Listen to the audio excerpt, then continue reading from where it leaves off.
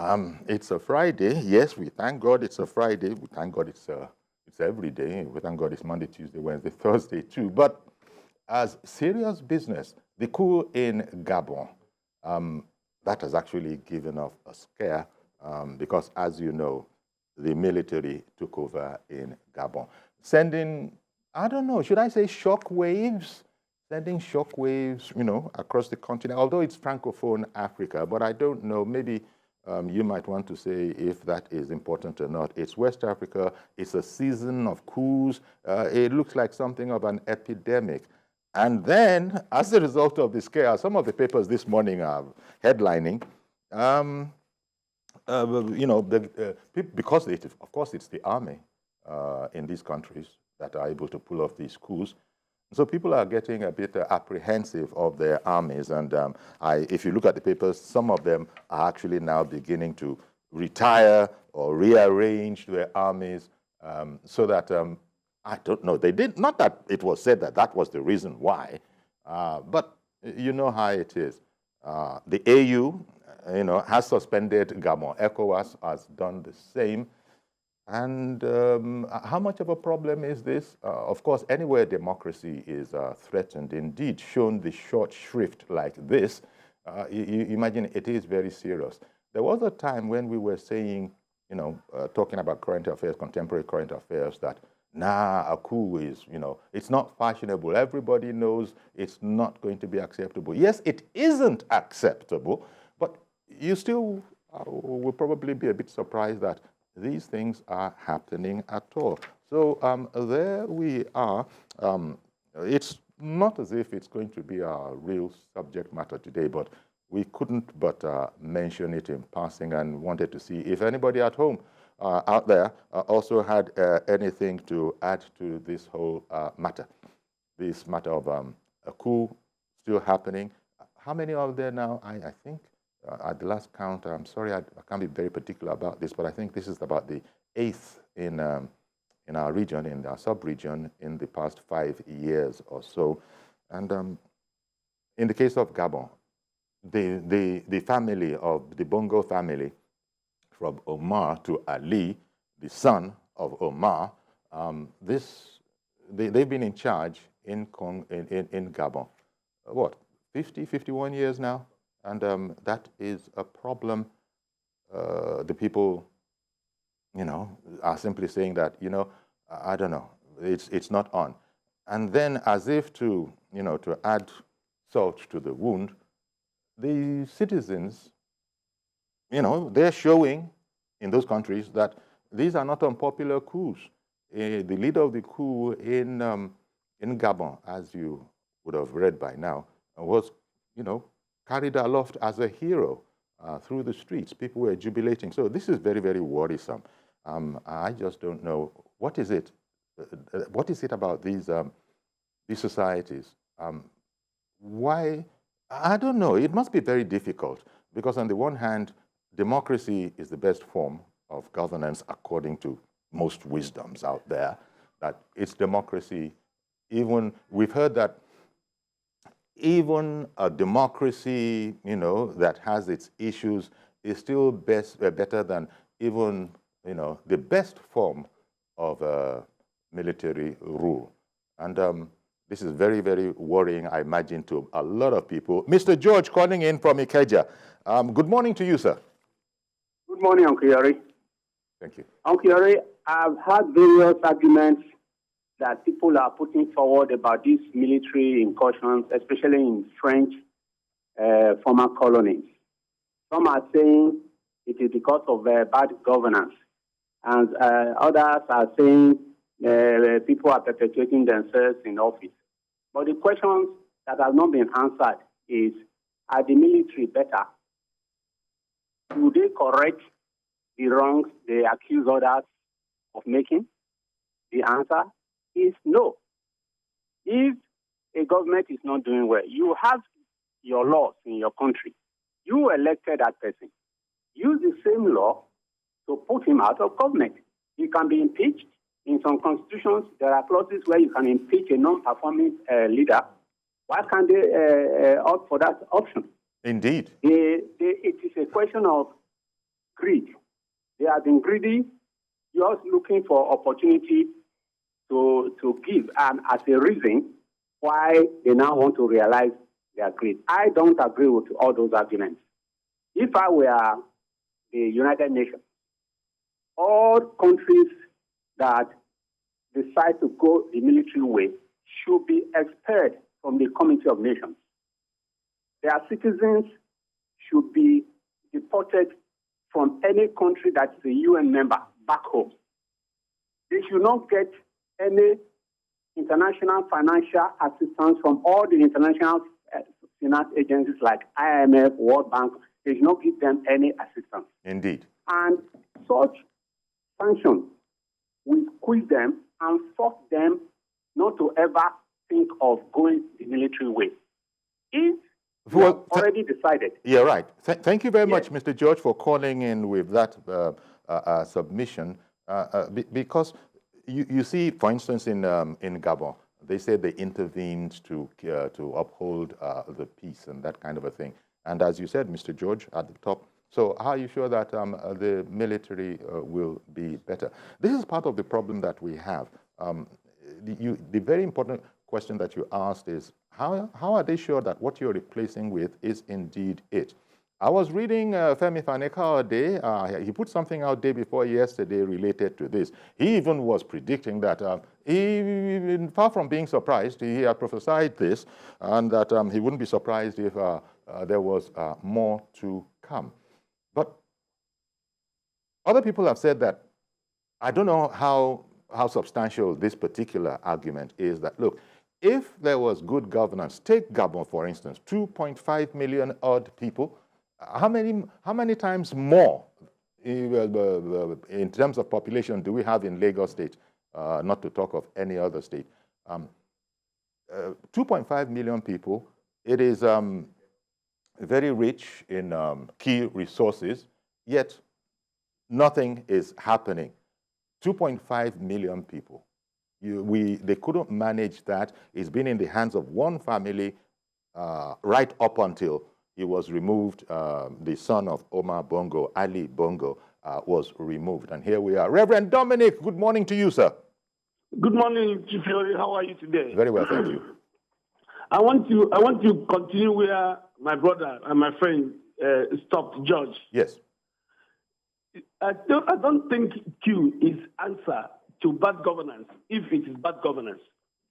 But one thing that worries me, Yori, is this. The influence of international community in these states. The international community have been hypocritical. They will support these boys somehow. They will come unopened and do something else. Niger Republic, the problem there was their uranium, which France and maybe part of Europe and China and other nations are dragging. If they can have access, they create chaos. The one thing AU must stand is this, and be bold about it. We are independent nations. Africans are no more that colonial masters regime. If we are independent, we must be independent. Africa is rich. To tell the international community to remove their influences in this area. In this area you are looking at, you will see a mineral resources that Europeans or Chinese or other people are dragging, and the only way to get it easy is to create chaos. Military coup is not the best. If you are part of what we did in Nadeko in the 90s, no man will rejoice when a military comes into power. My office was bungled for that time over, even though there was nobody dead. What I'm trying to say, I have had people in Nigeria say it is because of people who rig elections. If you rig election and come into power, why do you want to correct an error with an error? Two wrongs does not make good. Military cannot be an answer to Africa. We are seeing it everywhere. Even democracy, as terrible as it were, we can at least speak. We can criticize. We can maybe 4 years go to the polls and change this. Look at what happened this year. This year election was well contested in Nigeria because someone said this is good, the other said this is bad. And you see everybody express himself, and you see the votes all around till we get this government. No matter how it is, democracy is still the best. And I want to warn AU and ECOWAS to tell the international community to stay clear. Let us manage our affairs and move forward in our own speed. We beg them. The problem of Africa coup is not Africans, it's international community. Right. I may be wrong or right, man, sir. Thank you. Thank you very much, Reverend Dominic. And needless to say, it's not just AU that has suspended Gabon, ECOWAS as well. And I expectedly, one of the President Tinubu, a major champion of democracy in Africa, he has condemned it outright. But just before we continue, we have a report on, just to refresh, our minds on the situation in Gabon. Le Gabonais est garant de la protection des... The military takeover of the leadership of Gabon less than 48 hours ago has led to Africa being referred to in some quarters as the continent with the coup pandemic. The undemocratic action in court may have just brought the reign of a dynasty to an end. Gabon, a former French colony, is one of Africa's major oil producers, with the potential of becoming richer by proper administrative management of resources. The man, now named Gabon's transitional leader, General Brice Oligui Nguema, announced the coup over alleged fraudulent results widely rejected by civil society groups. Et garant de la protection des institutions, avons décidé de défendre la paix en mettant fin au régime en place. À cet effet, les élections générales du 26 août 2023 ainsi que les résultats tronqués sont annulés. Les frontières sont fermées jusqu'à nouvel ordre. Toutes les institutions de la République. The overthrow of Mr. Ali Bongo brought to an end the grip his family had on power in the Central African nation for over 50 years. My son is somewhere, my wife is in another place, and I'm at the residence. Right now, the army officers also said they had arrested one of Mr. Bongo's son for treason. And the people of Gabon carried Mr. Nguema through the streets in jubilation, like the man who served the sweetest cake ever. General Nguema was first aide-de-camp to Ali Bongo's father, Omar Bongo, who ruled for about 42 years until his death in 2009. Under Mr. Ali Bongo, General Nguema first worked as a military attaché at Gabon's embassies in Morocco and Senegal. But in 2018, he was made intelligence chief under the elite Republican group, Gabon's most powerful army unit, replacing Ali Bongo's half-brother, Frederick Bongo, before getting promoted to the rank of general. And in what seems like a protective reaction, Rwanda's President Paul Kagame, who doubles as the commander-in-chief of Rwanda's defense force, same day of the coup, approved the retirement of 95 military generals and senior officers, as well as 930 junior soldiers. And in Cameroon, President Paul Biya, one of Africa's longest-serving leaders, also made new appointments in the country's defense ministry's central administrative unit. Jacqueline Ogo, TVC News. Okay, thank you to Jackie Ogo, and that report was put out earlier. So, and of course, this is, we can only sort of try to connect the dots and imagine that, there's a scare, a coup scare, as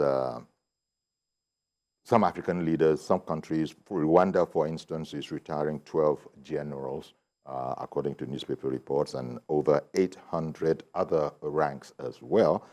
The Cameroon, has reshuffled its military. So it looks like of course, that even goes without saying, everybody is sitting up and taking notice. Well, so far, this has only been in Franco. This wave has been in Francophone West Africa. But God forbid, it mustn't spread. It can't spread. And as Mr. George, who called in earlier, if drastic measures are taken so that people who are even thinking about a coup know that they're going to be sent to Coventry, where, they're going to be ostracized all around the world, you won't, and no man is an island. No country can live as an island unto itself. But because, for instance, the ones in Gabon have sought to assure their partners around the world that they will keep up to their, international obligations. That's not the point, is what Democrats in Africa are saying. You can't take over through the barrel of a gun and then tell us that you're going to keep up to all your obligations. Ada in Jos, good morning. Morning, Sayori. Yeah. Ada, calling from Jos Associates. As much as I don't think coup is the answer, Sayori, the people they are helpless. Let me. What do you want them to do? Suggesting that they go to court and resolve it. Is the judiciary even better in the African context? That is the problem. So all I'm trying to say here, that is the other African countries like Rwanda. Okay, Rwanda, there's even a semblance of good governance there, so they could escape it. But you see this Cameroon, Dia, they should be careful, because I foresee that one happening in no distant time. Then AU itself, it suspends Gabon, and they have been suspending all the countries that have been involved in this coup thing or whatever, But I feel that they should be proactive rather than being reactive. Are you trying to tell me that they don't have a say? For instance, if these countries are being exploited by the West, don't they have a say? Or then even with the African countries, when these leaders are having a kind of dynasty, don't they have a say? I don't understand it. It's ridiculous as far as I'm concerned. So okay. All I want to say here is that, like Nigeria, we shouldn't be thinking that it can never happen. I don't want it to happen, but it can happen. Of course. The way things are going. Of course. Exactly. So the best thing is good governance. President Bola Tinubu promised us that he will restructure this country. He said it in everywhere he went for campaign. I was following him. Now he doesn't talk about restructuring again. He predecessor, they promised restructuring. When they got in, they started asking us what is restructuring. They even set up their own panel, headed by one of the governors in the north. And at the end of the day, they made recommendations. Nobody even looked at those recommendations. So President Tinubu should not take things for granted. Shouldn't take us for granted, When you push somebody to the wall, and then the unimagined becomes imaginable or whatever way, I don't know. As I'm here now, it's really fighting hard. All the same, let's not give up on Nigeria or Gabon. Indeed. Thank you very much, Ada, for calling in. As you say, nobody can be complacent. No country can be complacent. But thankfully, we are highly experienced, if you want to put it that way, in terms of coups, in Africa. And I think we've got to the level where we are saying no more, never again. And I guess we'll leave it like that. But as Ada was saying there, everybody knows that if governance was tight, was the way it should be, if the citizens felt of those countries where these things are happening, that they're being well taken care of, then there wouldn't have been any reason for the coup, not to mention it being a popular coup where people are taking to the streets and are jubilating, because people in certain situations feel that any kind of a change will be better, but the taste of the pudding is in the eating. It's when you start the coup, when you start running with this illegal government that has imposed itself, that you begin to know, aren't we in trouble? Didn't we come out of the frying pan and hop into the fire? Okay, we'll just close this section. It was a small section, so to speak, but we couldn't but touch base on it. And thank you guys out there for calling in and commenting on this issue. Okay, I don't believe, we don't have another call. So we'll just take a break now. Stay with us. We'll be right back.